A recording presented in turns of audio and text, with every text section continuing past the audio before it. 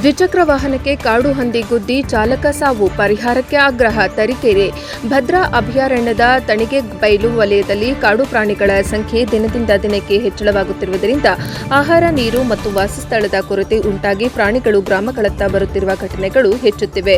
ತಣಿಗೆಬೈಲು, ನಂದಿಬಟ್ಟಲು, ತಿಮ್ಮನಬೈಲು, ದೂಪದ ಖಾನ್, ಜಮ್ಮಾಪುರ, ತ್ಯಾಗದ ಬಾಗಿ ಸೇರಿದಂತೆ ಸುತ್ತಮುತ್ತಲಿನ ಗ್ರಾಮಗಳಲ್ಲಿ ಕಾಡು ಪ್ರಾಣಿಗಳ ದಾಳಿಯಿಂದ ರೈತರಿಗೆ ಭಾರೀ ಬೆಳೆ ನಷ್ಟ ಉಂಟಾಗುತ್ತಿದೆ.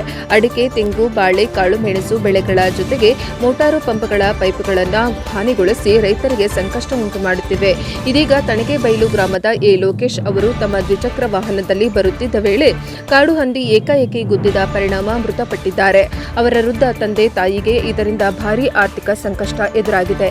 ಈ ಹಿನ್ನೆಲೆಯಲ್ಲಿ ಕಾಡು ಹಂದಿ ದಾಳಿಯಿಂದ ಮೃತಪಟ್ಟವರಿಗೂ ಅರಣ್ಯ ಇಲಾಖೆಯಿಂದ 20 ಲಕ್ಷ ಪರಿಹಾರ ನೀಡಬೇಕು ಎಂದು ರೈತ ಮುಖಂಡರುಗಳು ಆಗ್ರಹಿಸಿದ್ದಾರೆ. D. Shadaksharappa, R. Satyappa, Puttegowda, NS Hanumanthappa, Mohammed Akbar ಸೇರಿದಂತೆ ಹಲವರು ತಣಿಗೆಬೈಲು ವಲಯ ಅರಣ್ಯಾಧಿಕಾರಿ ಕಚೇರಿಗೆ ಮನವಿ ಸಲ್ಲಿಸಿದರು. ಗ್ರಾಮಸ್ಥರು ಅಭಯಾರಣ್ಯದ ಸುತ್ತ ರೈಲು ಬ್ಯಾರಿಕೇಡ್ ಅಳವಡಿಸುವಂತೆ ಹಾಗೂ ಕಾಡು ಪ್ರಾಣಿಗಳ ಹಾವಳಿ ತಡೆಯಲು ತಕ್ಷಣ ಕ್ರಮ ಕೈಗೊಳ್ಳುವಂತೆ ಒತ್ತಾಯಿಸಿದ್ದಾರೆ. ಇನ್ನೊಂದೆಡೆ ಭದ್ರಾ ಅಭಯಾರಣ್ಯದ ವಿಸ್ತೀರ್ಣ ಕಡಿಮೆ ಇದ್ದರೂ ಪ್ರಾಣಿಗಳ ಸಂಖ್ಯೆ ಹೆಚ್ಚಿರುವುದರಿಂದ ಆನೆ ಕಾರಿಡಾರ್ ನಿರ್ಮಾಣ ಯೋಜನೆ ಅವೈಜ್ಞಾನಿಕವಾಗಿದೆ ಎಂದು ಸ್ಥಳೀಯ ರೈತರು ವಿರೋಧ ವ್ಯಕ್ತಪಡಿಸಿದ್ದಾರೆ. ಘಟನೆಯ ಬಗ್ಗೆ ಪ್ರತಿಕ್ರಿಯಿಸಿದ ತಣಿಗೆಬೈಲು ವಲಯ ಅರಣ್ಯಾಧಿಕಾರಿ ಬಿ. ಸುಧಾಕರ್ ಅವರು ಕಾಡು ಹಂದಿ ಬೈಕ್ಗೆ ಗುದ್ದಿದ ಪರಿಣಾಮ ಮೃತಪಟ್ಟಿರುವುದು ದೃಢಪಟ್ಟಿದೆ. ಪಶು ವೈದ್ಯರಿಂದ ಮರಣೋತ್ತರ ಪರೀಕ್ಷೆ ನಡೆಸಲಾಗಿದೆ.